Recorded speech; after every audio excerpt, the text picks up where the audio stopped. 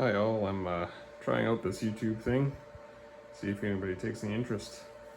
So I've got this bone stock, well it used to be bone stock, Proboat Shockwave 55 SS Super Sport. I bought this thing brand new back when they came out. Paid $1,500 for it. Was a little bit burned that they dropped the price by $500 shortly thereafter. But yeah, it's been a fun boat. Good blast.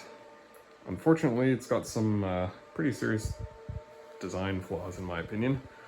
I was thinking I might go over some of the things that I've fixed already and some of my future plans for this machine to see if anybody's interested and maybe give some people some ideas and maybe have some people give me some ideas. So one of the first things that I noticed when I got this thing was I'd be driving around.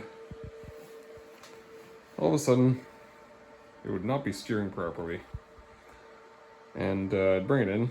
One of the rudders would be all cockeyed. No good reason. Couldn't figure out why.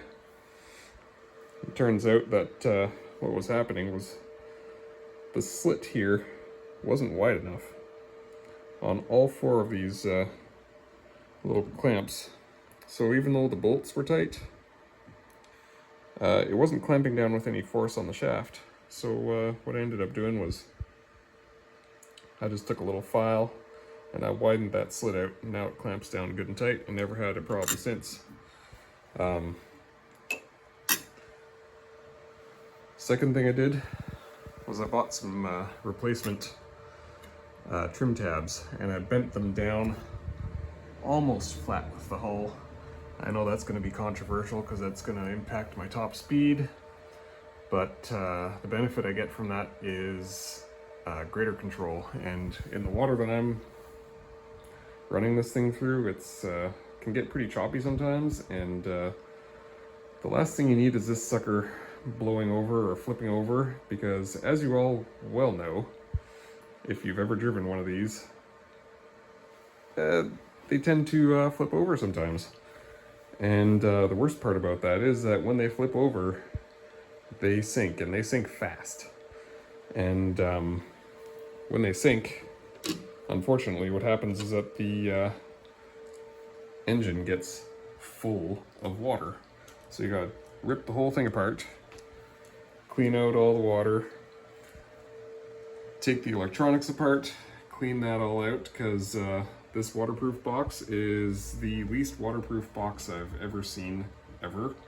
I can't count the number of times I've had this thing out, run it for half an hour with no incident whatsoever, never had any flips, no nothing, bring it back in, the bottom of the waterproof box is full of water. How does that happen? Don't know. Haven't bothered looking into it enough to figure it out. My best guess is that it's coming in from the power switch for the electronics, but like I said, haven't looked into it very much because I'm going to be replacing the electronics with some with a new radio, new servos that are all waterproof, so it won't be a problem. One other issue I've had with this boat is the water pump. If you have any kind of debris in the water, it'll suck debris into the pump, and then the pump will just basically stop working. I've had to clean it out a couple times. Other than that, it's been a pretty reliable pump. One more design flaw. This pump is operated by the vacuum on the engine, which works great at idle, works great at half throttle. But when you're running full throttle, there is no vacuum, and therefore the pump does not run. And so you get no cooling. That doesn't make sense to me, because you're running full throttle. The engine needs as much cooling as it can get at full throttle, and you're not getting any. I suspect the idea was that these pickups would be getting enough water flow from your speed to push the water in through past the pump and then cool the engine. Doesn't work at all. That just, it doesn't work. So I've bought these 2 electric pumps. I'm going to be replacing the mechanical pump with 2 electric pumps, one for the engine and one for the exhaust. I am actually going to keep this guy hooked up, and I'm going to use it as a bilge pump. So what I've done, or what I'm in the process of doing, is adding a bit of extra flotation. As you can see, I'm only partway done that job, but there's an extra bonus in this I'll tell you about later. So what I'm going to do is I'm going to take the 2 inlets from that from the vacuum pump that mounts right here, and I'm going to redirect them, one right down here where the water pools and one right down here where the water pools. These 2 chambers and these 2 chambers here, those I've added a bit of foam in here, so they actually have a little drain hole here. So they can, when you accelerate, they'll drain the water back into the next compartment back. Both sides do that. I know the fuel lines run through this hole, but there's still enough room for the water to get through. As I put the foam in, I did leave a gap so that nothing's touching the wood. I don't want to get any kind of mold, or I don't want to get any kind of rot on this wood. I left gaps everywhere around the wood so that nothing is gonna hopefully rot the wood any faster. And then in the back here, I'm installing a little bilge pump. So when the water comes back through both of these channels, there's an opening back here on both sides, so the water can flow into each of these compartments. I've filled this one with foam so that it can't hold very much water, and it'll just overflow onto this side. And this little pump here, I'm going to have an outlet pipe hooked up and everything, and a float switch. And when it gets water in here, it's going to turn on the pump the water out, and that's it. Should get rid of the vast majority of the water. There's still going to be some in there, but if you've ever run one of these things, you know that it picks up water fairly quick, even if you don't flip it over. So yeah, that's my plan for this guy.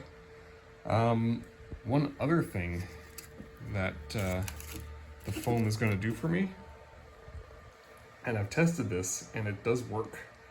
You can make this boat self-righting. I put, back when I had all the engine and everything still in here, I just filled up some plastic bags with air and just kind of stuffed them in all on this side. Everywhere there was space, I stuffed a plastic bag full of air in, and then I flipped it over, watched it sink, and it flipped right back, right side up. So it's gonna need some fine tuning because it was still, water level was above this pipe here, so it was still taking on water. But I think with the added foam, I'm gonna have to do a lot of fine tuning on that. But I think I can get this boat to self-right and then pump itself out, mostly, because I won't be able to pump these 2 compartments out. Or, sorry, these 2 compartments. Because by then the engine will have stalled, I'm sure. Yeah, a lot of the water is going to come out, and it will be upright, and it won't sink, and you won't have to take your engine apart and take everything apart to dry it all out. Looking forward to that. It's been, this guy's been sitting in his box for at least 10 years because, well, there's 2 things. 1, you can't get parts for it, and 2, it's a pain in the ass when it flips over, and it's not hard to flip. So, yeah, those are my ideas. Let me know what you think in the comments. Have a good one.